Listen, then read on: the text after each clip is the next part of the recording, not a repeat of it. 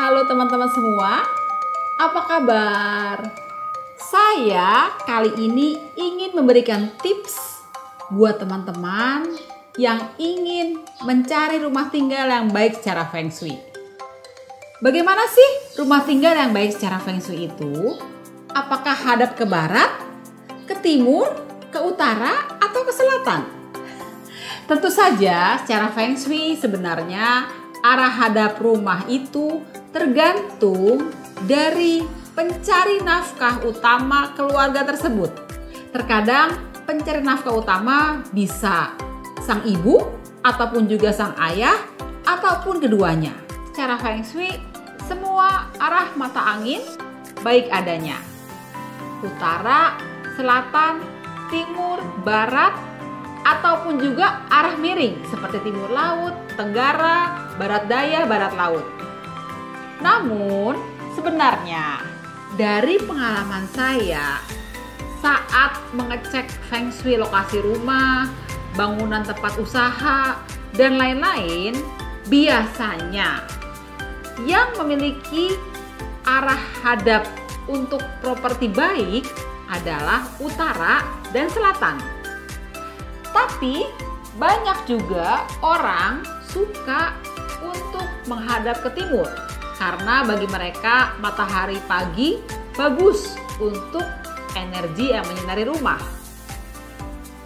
Dan juga banyak orang menghindari arah barat.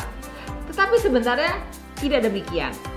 Berdasarkan tanggal lahir seseorang, setiap orang, terutama pencari nafkah keluarga, memiliki arah yang cocok masing-masing. Berbeda-beda tentunya.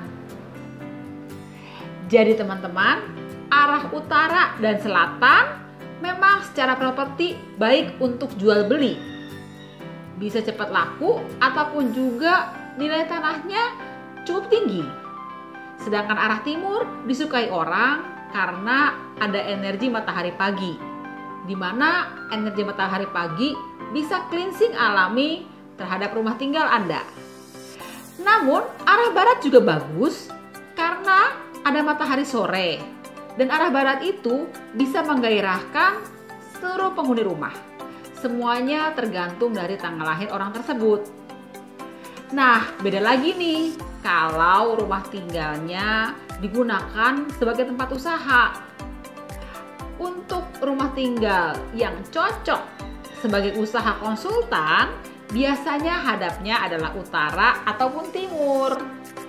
Sedangkan rumah tinggal yang cocok untuk usaha makanan atau restoran biasanya hadapnya selatan. Namun untuk rumah tinggal yang cocok untuk usaha telekomunikasi, IT ataupun e-commerce biasanya cocoknya hadap barat. Sementara teman-teman, apakah rumah yang memiliki 2 gerbang pintu itu kurang baik secara Feng Shui? Jadi sebenarnya gerbang dan pintu utama masih dibedakan ya. Secara Feng Shui sebenarnya pintu utama itu lebih penting, sumber masuk energi. Namun gerbang juga bisa menjadi simbol masuk energi ke dalam tanah di mana rumah berada. Memang sebaiknya setiap rumah memiliki 1 gerbang dengan daun pintu yang cukup lebar dan besar. Namun kalau sampai ada 2 gerbang, asalkan yang satu kondisinya besar sekali di mana terdapat 2 daun dan yang satu hanya pintu side entrance atau gerbang kecil, tidak masalah. Tetapi tetap pintu utama masuk ke rumah tinggal harus 1 buah tampak depan. Jangan kebanyakan ya. Kalau pintu masuk ke dalam rumah ada banyak pintu, akhirnya rezekinya masuknya bingung.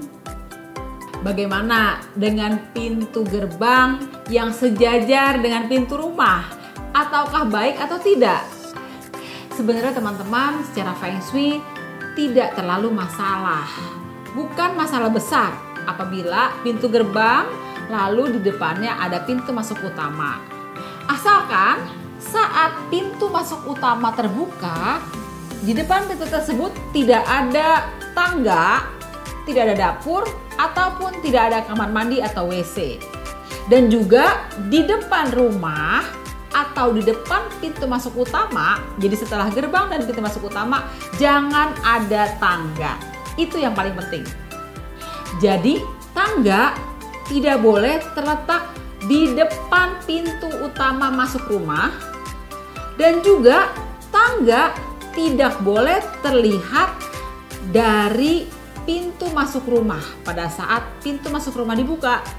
Selain itu juga, setelah pintu masuk utama dibuka, tidak boleh terlihat dapur, kamar mandi, ataupun gudang. Jadi teman-teman, tahukah Anda bahwa gerbang masuk rumah itu harus beraura energi kehidupan? Jangan sampai gerbang masuk utama ke rumah berbentuk lengkung, karena itu secara feng shui ibaratnya seperti nisan. Akhirnya penghuni rumah menjadi cenderung dingin atau yin dan tidak bergairah. Selain itu juga, sebaiknya gerbang haruslah kokoh, kuat, dan stabil, serta cukup lebar dan besar, supaya rezekinya bisa masuk besar. Dan masalah desain, formasi desain gerbang utama sebaiknya jangan terdapat aura negatif, yaitu bentuk-bentuk tajam atau saci seperti besi-besi yang tajam ataupun ada kawat berduri. Jadi, posisi dalam rumah apabila terdapat pintu yang banyak dalam satu deret, kalau teman-teman tahu seperti lawang sewu, itu memang berbahaya. Tetapi tentunya rumah tinggal Anda kan tanahnya tidak sebesar lawang sewu. Maksimum 2 pintu lurus langsung masih oke. Namun apabila terjadi lebih dari 2, misalnya 3, 4, dan seterusnya, sebaiknya salah satu pintu ditutup. Apalagi jika pintu yang lurus langsung tersebut adalah pintu utama dan pintu WC serta pintu kamar, maka salah satu pintu harus dipindah supaya tidak terjadi energi negatif. Bagaimana dengan pintu yang menghadap ke jendela? Tentu saja tidak masalah, karena jendela itu bukan pintu. Jadi, kalau sampai terjadi pintu bertemu langsung dengan pintu terlalu banyak, salah satu malah alternatifnya, salah satu pintu sebaiknya dijadikan menjadi jendela. Nah, kali ini saya akan memberikan tips yang paling umum sekali. Bagaimana kalau mencari rumah tinggal? Sebaiknya hindari area rumah tinggal yang gelap. Kenapa gelap? Gelap bisa terjadi sebagai akibat hadirnya bangunan yang tinggi yang menghalangi keberadaan rumah Anda, ataupun juga hadirnya banyak tanaman-tanaman yang cukup lebat dan tinggi. Secara feng shui, tanaman yang berenergi kurang baik adalah pohon nangka, pohon jambu, pohon rambutan, pohon pisang, dan semua buah-buahan yang ada di pasar minggu. Alias pepaya, mangga, pisang, jambu, semua tidak baik secara feng shui. Jadi teman-teman, hindari ya rumah tinggal yang memiliki pohon-pohon tersebut. Pohon-pohon apa? Pepaya, mangga, pisang, jambu, ditambah rambutan, durian, nangka, dan lain-lain sebagainya yang membuat aura gelap. Hadirkan tanaman berbunga yang indah di rumah Anda, supaya kehidupan di rumah Anda menjadi indah. Nah teman-teman, demikianlah tips dari Jenny Feng Shui untuk mencari rumah tinggal yang baik secara Feng Shui. Jangan lupa ya untuk terus bergabung dengan media sosial Jenny Feng Shui. Jenny Feng Shui, Friends for Life.